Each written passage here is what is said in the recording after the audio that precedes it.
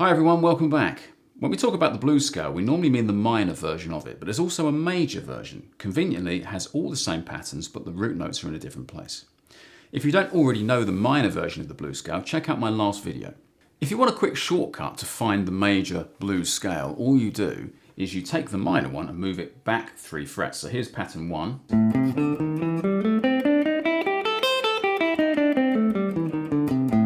If I move that back 3 frets, I've got the A major blues scale like this. So 1, 2, 3.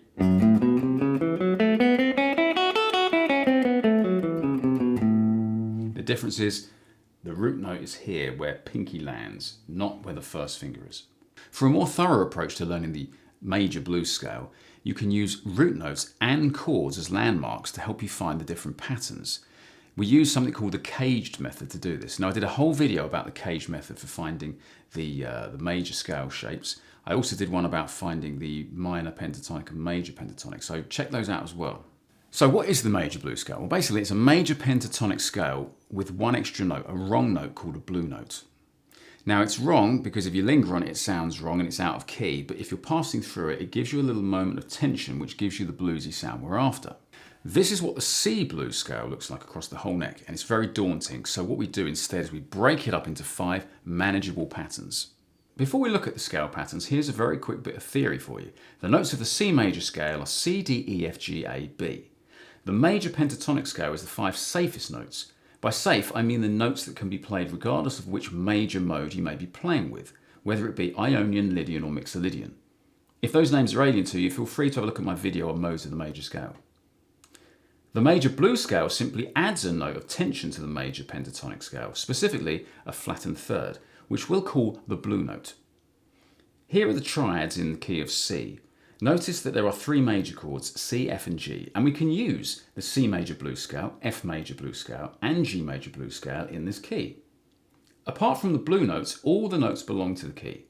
However, it's the C major blues scale that shares a tonic with the key, and so that's the safest blues scale to use and the one we'll be focusing on here.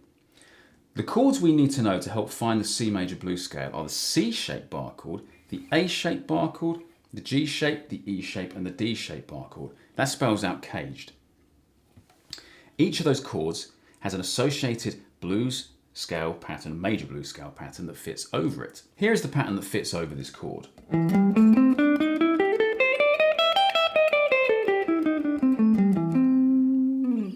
Okay, now I call that pattern 4. Some people have a different name for it, but I don't like to renumber my scale patterns I learned from the minor blues. I like to give them the same numbers, but you know what you can do? Call it the C-shaped major blues scale. And this is what we did. We went 12, 15, 12, 15, 12, 13, 14. There's the blue note in the middle. And then 12, 14, 13, 15, 16, and that's a blue note with pinky. And then 12, 15. The next pattern is the A shape. Here's the A shape. It's still a chord of C, but using this little A shape, which you can play like that, or that, or that. And the pattern that fits over it, previously we learnt it as pattern 5 in the minor blues scale, and I prefer to keep it that way and call it pattern 5 again, but you can call it the A shape if you like. And it goes like this.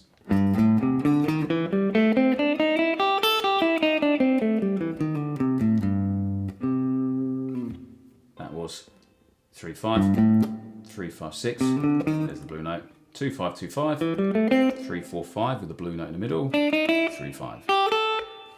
The next pattern fits over a G-shaped bar chord. You can play it like that if you can reach, or that, but you don't have to play it at all, to be honest. As long as you know it's there, you can play the pattern associated with it, which is good old familiar pattern 1, or we can call it the G shape if you like. And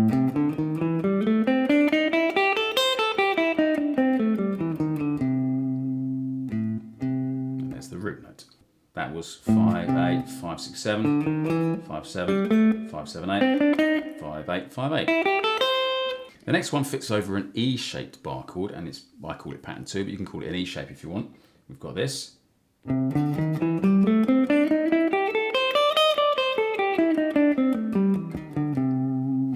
That was 8, 10, 13, 7, 10, 7, 10, 7, 8, 9, 8, 10, 8, 10, 11. Finally, the last pattern is this D shape here. And pattern that fits over that. I call it pattern 3. You can call it the D shape if you want. And it looks like this. And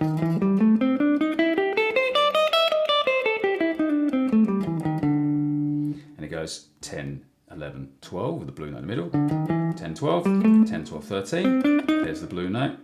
9, 12, 10, 13, 10, 11, 12 with a blue note in the middle.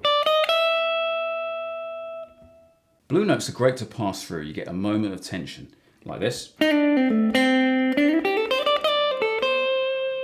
Notice I'm doing this differently to the minor version. I'm not resolving on this note, I'm resolving on the C in this case.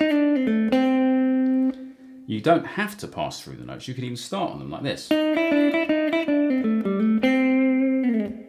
They're also a great way of linking patterns. I could go from, say, the G-shaped pattern to the E-shaped pattern to the D-shaped pattern like this.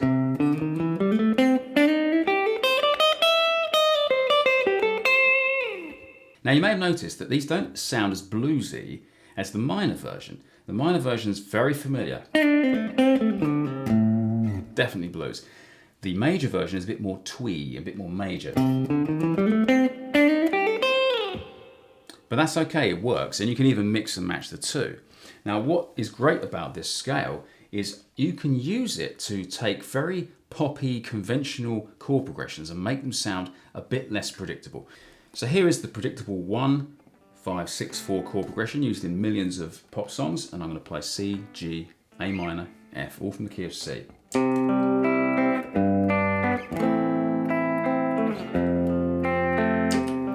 Play C major over the top of this, just a boring C major scale. Very predictable. Now I'm going to add the blues scale with this lovely little passing blue notes.